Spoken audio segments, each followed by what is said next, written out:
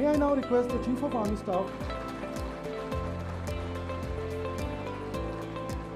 A very good morning to all of you present here. Mr. Sanjay, Khanna, the Chairman BPCL, and other dignitaries who have joined us from various oil PSUs here this morning, the Vice Chief of the Army, Quartermaster General, other general officers, colleagues, ladies and gentlemen. It indeed is a pleasure for me and a matter of immense pride, in fact, if I can say that, because it was a joint venture between the Army and the BPCL that got it going, to be here for the launch ceremony of XWG Diesel. It in fact marks a big day as far as we in the Army are concerned, because it provides us that indigenous capability with immense operational accruals. And I like to dilate on certain of these facets as I move along. In fact, having heard the DGST, the chairman himself, as also the very well made out video, in fact, I have to get back to my staff. The sort of script that they prepared for me has already been spoken twice over, so leaving very little for me to really cover more specifically as far as the audience here is concerned.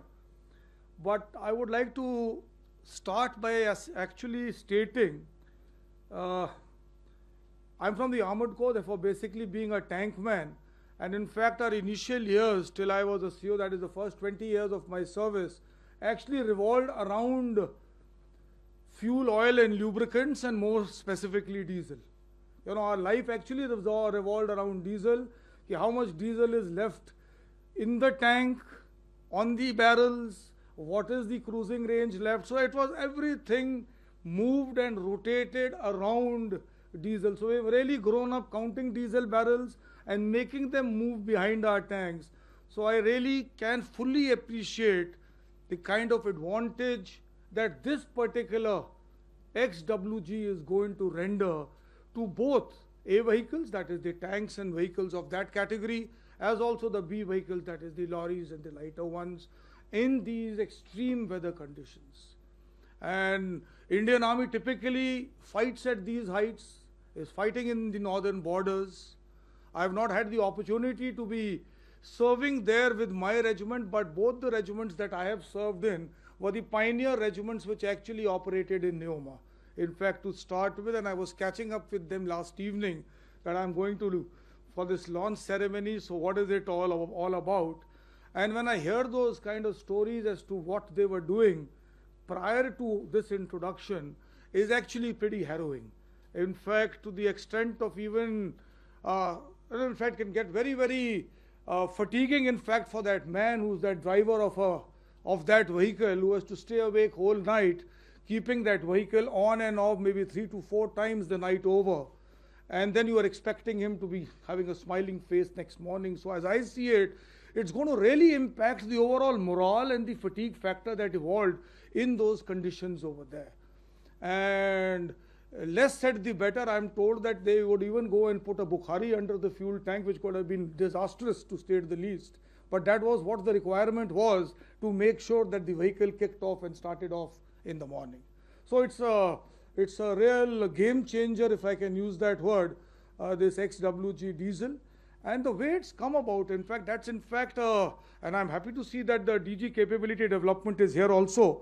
So you need to take this as a model example where the Army set out a problem statement for itself, and within a year of that, BPCL has been able to put it on the platter for us to use. So it's a remarkable example of the Army and the industry coming together to provide us this Atmanirbhar indigenous capability and making it happen at scale and in such a short period of time. And it's going to be really something marvelous. And what is most encouraging, I thought, is you've been able to achieve both ends of with this fuel. If I can, so whatever little understanding I could make out of it, that you've gone down to minus 42 degrees Celsius as far as the pour point is concerned, and you've gone up to a flash point of about 50 degrees centigrade. So both ends of the spectrum this fuel is tackling is actually immense and is going to really help us across the board. And I can only sort of thank you and also the other oil PSUs now which have got onboarded, as also the commitment that you've made now, and I'm going to hold you for that commitment, that is just the beginning of one of the fuels and there are going to be more coming in the line. So we're going to be looking forward to even better and such products which are going to really help the Army operate in these diverse conditions that we are operating in, the extremes of temperatures that we have across the terrains that the Indian Army operates. So once again, on behalf of, in fact, I would like to actually take this opportunity to also place on record a big thanks to the DGST and his team. And it was very heartening to see all your officers handling test tubes and such like stuff. I hope it was not only for photo ops and they're genuinely involved in all this kind of stuff, but it's very heartening to see that your team is doing all this and in conjunction with BPCL, and you got this going. So something fabulous, and really do convey my compliments to your team and my compliments to the chairman once again and your team which actually got this product and has put it on the table for us.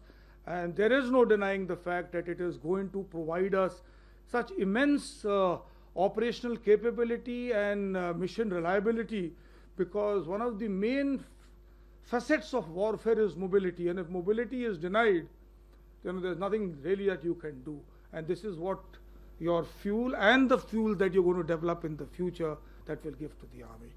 So all it remains once again for me to thank this entire team which got their heads together and made this happen for the Army. Well done, keep it up, and Jai Hind, Jai Bharat.